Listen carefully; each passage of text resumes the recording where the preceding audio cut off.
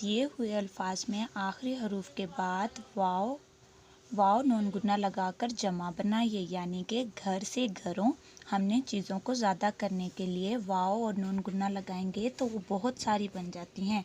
जैसे फूल को वाव और नून गुन्ना लगाने से क्या बन गया? फूलों। क्या बन गया? फूलों। वाव जो है लाम के साथ मिल गया और नून गुन्ना ही है।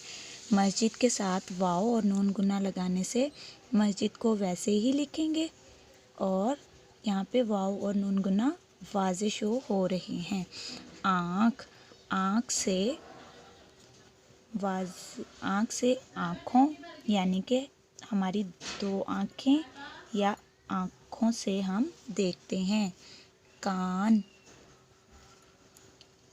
कानों, नून व नो और नून गुन्ना।